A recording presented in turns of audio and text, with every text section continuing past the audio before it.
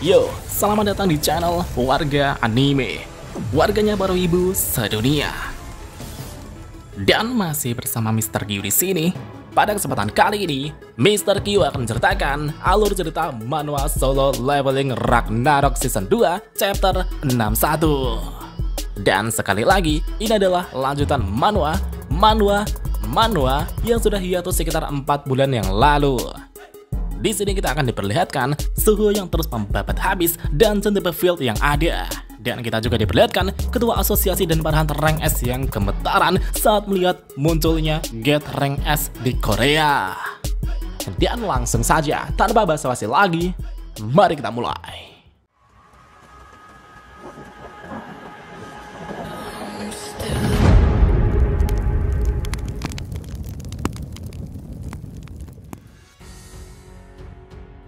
Jadi sebelumnya, Park Do-jin telah membuat kesepakatan dengan Arsa, sang pewaris Black Monarch. Karena Do-jin telah mendapat Star Fragment dari Arsa, ia pun langsung mencobanya pada hunter rank S Lee Unsuk.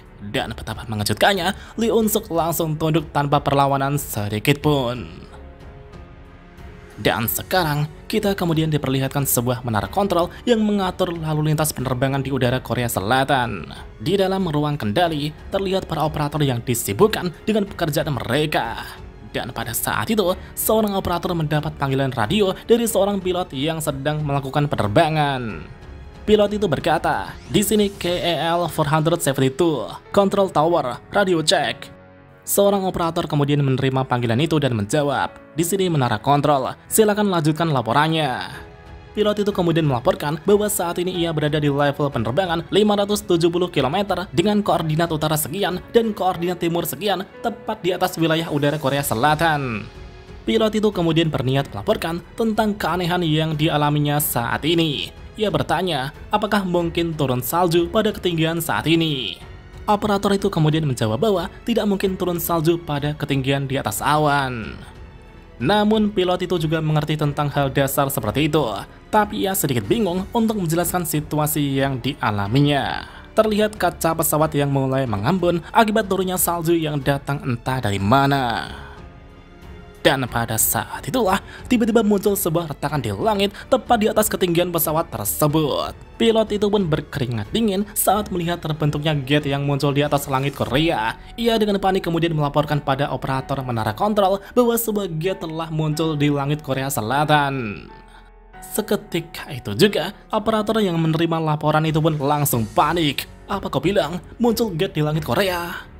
Dari speaker terdengar jelas bahwa pilot itu mengatakan jika ini adalah situasi darurat. Badai besar kini sedang terbentuk di sekitar. Jika terus begini, kita akan jatuh pada ketinggian ini. Jadi beri kami izin untuk melakukan pendaratan darurat. Dan tiba-tiba, sambungan radio itu pun terputus tiba-tiba. Mendengar situasi itu, operator itu pun langsung pucat dan merinding seolah sesuatu yang mengerikan telah terjadi pada pesawat tersebut. Bahkan rekan-rekannya langsung menoleh ke arahnya dan bertanya tentang apa yang sedang terjadi.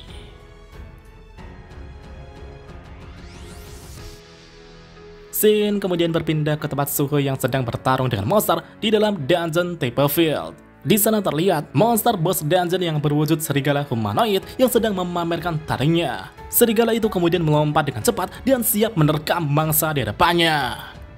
Namun sebelum serigala itu sempat menyerang, sayatan pedang tiba-tiba muncul di sekujur tubuhnya. Dan dalam sekejap mata, tubuh monster serigala itu pun terpotong-potong menjadi beberapa bagian seperti daging cincang. Di balik hancurnya monster boss dungeon itu, terlihat Suho yang mendarat sambil memegang kedua dagger bayangan. Meskipun Suho menghabisi monster dengan dagger, tapi ia juga mengenakan gauntel tingkat hero yang bernama Grid. Karena monster di sini sangat mudah ditumbangkan, Suho sampai lupa menggunakan skill milik Grid tersebut. Dalam hati ia berkata, "Padahal aku bisa merasakan statistikku meningkat pesat saat mengenakan item ini. Tapi sayangnya, aku belum sempat menguji skill item ini." Ya, ini adalah item tipe gauntel dengan nama Grid. Item ini dapat meningkatkan attack power sebesar 280 poin dan memiliki skill aktif yang bernama Smash, yaitu sebuah skill yang dapat memberikan serangan kuat hingga menimbulkan kerusakan destruktif. Suhu juga bertanya-tanya jika ia bisa meningkatkan level item ini, mungkin item ini bisa mencapai statistik setara rank S. Sedangkan di satu sisi, para prajurit bayangan kini sudah menyelesaikan penambangan kristal mana. Suhu yang melihat itu pun memutuskan untuk segera bergegas sebelum dungeon ini runtuh.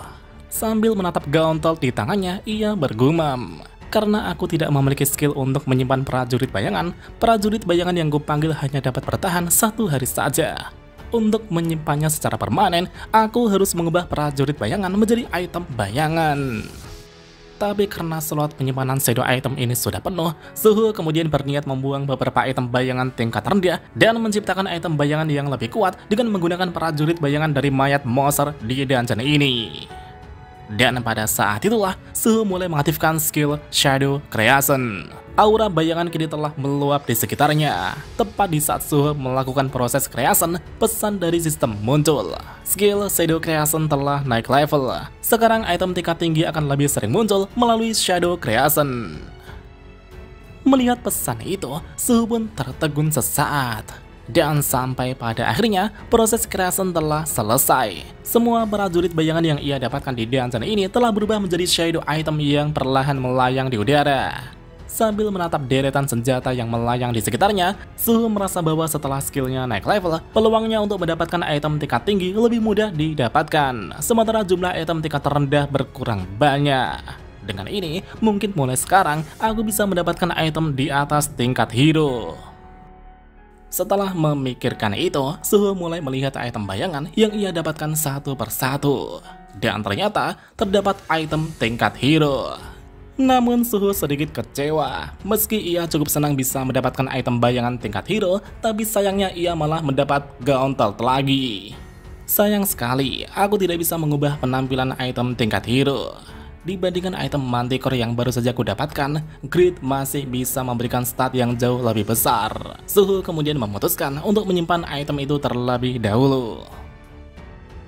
Setelah menyelesaikan semuanya, Suhu kemudian berjalan keluar dari area dungeon The Battlefield. Suhu juga merasa beruntung berkat bantuan asosiasi hunter yang membujuk beberapa guild di Korea sehingga ia bisa menyerang dungeon The Battlefield tanpa gangguan. Tapi di saat yang sama, rasa kesal masih terlihat di wajahnya. Setelah menaklukkan begitu banyak dungeon The Battlefield, Suhu masih belum menemukan jejak apapun dari pabrik Stardust. Suhu menduga para bawahan Apostle Itarim sepertinya sudah mengantisipasi pergerakanku dan berpindah tempat lebih dulu. Seorang petugas asosiasi kemudian menyapa Suhu dengan berkata, "Kerja bagus seperti biasa, Hunter Sung Suhu." Namun pada saat itu, ponsel Suhu tiba-tiba berdering. Ia pun segera membuka ponselnya dan melihat sebuah pesan darurat dari asosiasi hunter. Pesan itu berisi, semua hunter yang menerima pesan ini harus langsung melapor ke markas asosiasi hunter. Suhu bertanya-tanya, apa ada sesuatu yang sedang terjadi? Scene kemudian berpindah ke markas asosiasi hunter, di mana terlihat beberapa hunter sudah berkumpul di sana. Mereka adalah 5 guild master dari guild besar di Korea Selatan. Di antaranya adalah hunter rank A Park Jung-soo dan sekaligus guild master dari guild Knight. Ia di sini sedikit canggung dan tak menyangka akan dipanggil untuk duduk bersama dengan para hunter rank S. Mengingat dirinya hanya satu-satunya hunter rank A di sini. Hunter Baek Yun-ho kemudian mulai angkat suara dengan berkata, "Kurasa semua orang di sini sudah tahu kenapa pertemuan ini diadakan." Jong In menjawab bahwa kemungkinan besar ini adalah karena gate yang muncul di atas langit Korea. Lim Tae-gyu bertanya, jadi apa mungkin pertemuan ini diadakan untuk menentukan kepemilikan gate-nya? Hunter Ma Dong-wook tertawa dan berkata, "Hahaha, kalau begitu kali ini guild Myeongsong kami yang akan mengambil gate itu." Ia menatap Lim Tae-gyu dan berkata, "Kalau dipikir-pikir, ku dengar Hunter Lim Tae-gyu punya kabar baik. Kabarnya, kau berhasil merekrut Hunter rank S Lee Un-soo kan? Itu benar-benar di luar perkiraan. Bahkan guild kami saja tidak bisa meyakinkan orang sekeras kepala itu. Bagaimana kau bisa melakukannya, Hunter Lim Tae-gyu?" Lim Tae-gyu melirik Choi Jong-in dan menjawab bahwa bukan aku yang merekrutnya, tapi Hunter Park Do-jin yang melakukannya. Kebetulan saja, aku punya bawahan yang bisa diandalkan. Sedangkan di sampingnya, Jong In terlihat murung karena belum bisa mendapatkan anggota S-Rank. Dan sesaat kemudian, Suhu akhirnya tiba di ruang pertemuan dengan tergesa-gesa. Suhu berkata, "Maaf aku terlambat, aku baru saja menyelesaikan dungeon Deeperfield." Melihat kedatangan Suhu, Hunter Ma Dong-wook dan Park Jung-soo itu pun sangat terkejut. Karena Suhu adalah Hunter rank S yang belum bergabung dengan guild manapun, mereka berdua kemudian langsung mendekati Suhu. Sambil menggenggam tangan Suhu, Ma Dong-wook berkata, wah, ini dia Master Sung Suhu, senang bisa bertemu denganmu lagi." "Hah? Tapi aku bukan Master," jawab Suhu dengan bingung. Sedangkan di satu sisi, Park Jung-soo mendekat dan berkata, "Hunter Sung Suhu, kau belum bergabung dengan guild manapun kan? Jadi bergabunglah dengan guild kenaik kami dan akan kujamin dirimu mendapat perlakuan dan keuntungan terbaik." Namun Hunter Ma Dong-wook tidak mau kalah dan langsung memberikan tawaran pada Suhu untuk bergabung dengan guild Myeongsong saja. Suhu kemudian tersenyum dan menjawab bahwa ia sangat menghargai tawaran menggiurkan itu. "Tapi maaf jika aku harus menolak, karena aku tidak memiliki niatan untuk bergabung dengan guild manapun." Dan tentunya, Hunter Ma Dong-wook dan Park Jung-soo kini terlihat sangat kecewa. Hunter Choi Jong ini yang melihat itu pun merasa dejavu. Suhu kemudian menyapa Hunter Choi Jong In dan duduk di sampingnya. Dalam hati Suhu menyadari bahwa ia adalah satu-satunya Hunter yang tidak memiliki guild di ruangan ini. Suhu merasa, mungkin aku bisa mendirikan guildku sendiri agar bisa lebih mudah mengumpulkan para Hunter. Kurasa aku akan mempertimbangkan ide itu. Dan sesaat kemudian, terlihat seseorang yang membuka pintu di ruangan.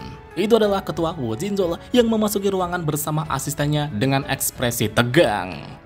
Hunter Ma Dong-wook kemudian menyapa Ketua Woo Jin-jul dengan berkata, "Master Woo Jin-jul, sepertinya Anda terlambat dan Anda juga tidak terlihat senang. Apakah perutmu sakit atau bagaimana?" Ketua Woo Jin-jul menatap Hunter Ma dan menjawab, "Maaf. Menyusun datanya memakan waktu lebih lama dari yang diperkirakan." Dengan tatapan tajam, Ketua Woo Jin-jul kemudian langsung memulai rapat dan berkata, "Terima kasih banyak karena sudah menjawab panggilan darurat dari Asosiasi Hunter. Seperti yang sudah kalian tahu, kemarin ada gate yang muncul di langit Korea. Pilot penerbangan yang pertama kali melihatnya. Tapi sayangnya, pesawat itu terjebak di dalam badai mana yang hebat dan akhirnya terjatuh hingga menimbulkan banyak korban jiwa. Asosiasi Hunter saat itu segera bergerak cepat dan mengirim Hunter rank A untuk menilai level mana dari gate tersebut. Tapi betapa mengejutkannya, hasilnya jauh melebihi gate rank A ke atas. Maka dari itu, gate di atas langit itu kita klasifikasikan sebagai gate rank S. Dan tentunya, semua Hunter yang mendengar itu pun sangat terkejut dan terdiam tanpa sepatah kata. Melihat ketegangan semua orang, Suhu merasa bahwa gate rank S memanglah sebuah ancaman. Sepertinya ini adalah pertama kalinya gate rank S muncul sejak Great Cataclysm terjadi. Dengan tubuh gemetar dan keringat dingin yang bercucuran, Hunter Choi Jong In berkata, "Sepertinya skenario terburuk akhirnya terjadi." Suhu yang melihat reaksi Hunter Choi Jong In itu pun kaget. Dalam hati ia berkata, "Aku tak menyangka Hunter dengan ingatan di kehidupan masa lalu bisa gemetaran seperti ini. Apakah gate rank S benar-benar seberbahaya itu?" Suhu kemudian mencoba mencairkan suasana dan berkata, "Jika kita semua bekerja sama dan membuat strategi yang matang, bukankah kita bisa mengatasinya?" Namun tiba-tiba, Beru muncul dan menjawab bahwa itu mustahil Monarch muda. Tidak peduli berapa banyak Hunter yang bekerja sama, di hadapan gate itu, kita tidaklah lebih dari gerombolan semut di hadapan sebuah perjamuan. Suhu pun jadi terkejut saat melihat Beru yang tiba-tiba muncul dan malah menambah ketegangan. Di satu sisi, Hunter Ma Dong-wook yang melihat Beru itu pun merasakan sesuatu yang aneh pada tubuhnya. Matanya terbelalak dan tubuhnya tiba-tiba gemetaran. Dalam hati ia berkata, apa itu makhluk saman milik Hunter Sung Suhu? Kenapa? Kenapa tubuhku jadi gemetaran saat melihat semut kecil itu? Sontak Suhu langsung menjita kepala Beru dan berkata, "Beru, apa yang sedang kau lakukan? Kenapa kau malah mengatakan sesuatu yang seseram itu? Cepat kembali ke dalam bayanganku lagi." Beru dengan kepala penyok kemudian berkata dengan pelan, "Monarch muda, pelayan rendahan ini tahu lebih baik dibanding siapapun. Karena bos dungeon yang muncul di gate rank S pada kehidupan sebelumnya adalah aku, Beru, sang Raja Semut." Oke, mengingat gate di atas langit itu memancarkan hawa dingin yang bisa menciptakan badai salju, Apa mungkin itu adalah dungeon yang di dalamnya merupakan dunia beku tempat Hunter Chaein dan Kaisel terdampar, sama seperti yang ditujukan pada panel terakhir di season 1 sebelumnya. Dan bagaimana lanjutan ceritanya? Mari kita lanjut di part selanjutnya.